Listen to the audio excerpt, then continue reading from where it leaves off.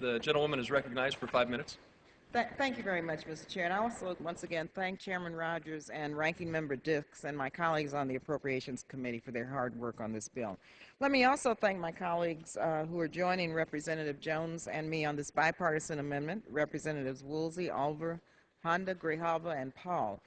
I rise to offer the Lee-Jones amendment to redirect the $5 billion of the Overseas Contingency Operations Transfer Fund into a deficit reduction account. This amendment does nothing to undermine the efforts that our servicemen and women have performed with incredible courage. Also, with extreme commitment, they've performed in Afghanistan, Iraq, and around the world. They've done everything asked of them. And as a daughter of a military veteran, I take any matter that affects our troops very, very seriously. But supporting our troops does not mean giving a blank check to the Pentagon.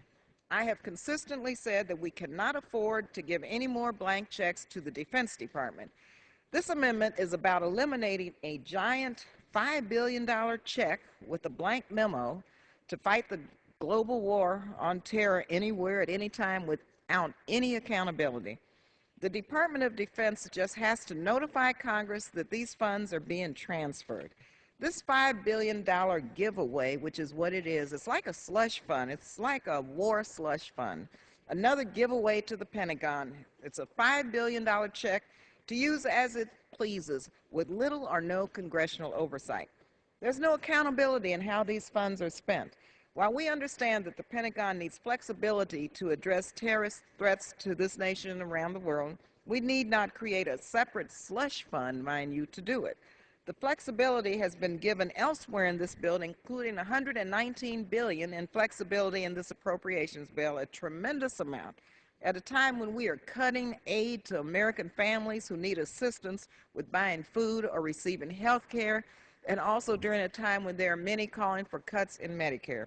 We already have a process in place for the Pentagon to get additional funds as needed outside of this appropriations bill, and the Congress has consistently responded well to the needs of the military.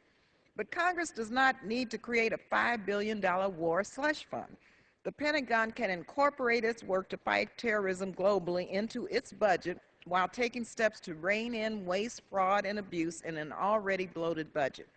60 cents of every dollar of discretionary funds is already handed over to the Pentagon. There's no doubt that this war slush fund would give rise to opportunities for waste, fraud, and abuse at the Pentagon, such as the more than $300 billion in major weapon system cost overruns identified by GAO. It's time to address the culture of unlimited spending and no accountability at the Pentagon. Being strong on defense does not mean we have to give a free pass for irresponsible spending. During such austere times, does the Pentagon really need another slush fund? Why can't the Pentagon budget for its wars and budget for preventing terrorist attacks? It's time to hold the Defense Department accountable for its bloated budget and rein in waste, fraud, and abuse at the Pentagon by ending this war slush fund before it ever gets started. I think the American people would be shocked to know what's taking place in this budget, especially this $5 billion in war funding that's just put aside for the Pentagon to use as they please, as it pleases.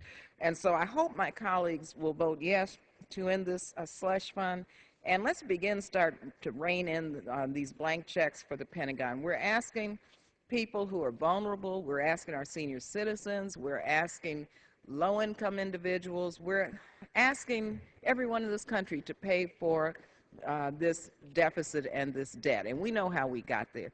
But we need to start really beginning to look at deficit reduction in a real way, in a way that is balanced, as the President says. And I don't think allowing a $5 billion slush fund really moves us in the correct direction. It really is, I think, a real sad day to think that we would allow for the Pentagon to have a $5 billion cut in funding for women and children and people who are hungry, when we won't extend unemployment for people who have exhausted their 99 weeks of unemployment compensation. I can remember asking the Speaker to allow us to vote for unemployment compensation that would provide for 14 additional weeks of unemployment, but we were told there's no money, and that was somewhere between 16, to 20 billion that should have been designated as an emergency. Now we're dealing with the $5 billion slush fund, so I ask for an aye vote to use gentlelady's this time has money for expired. deficit reduction. Thank you. For what purpose does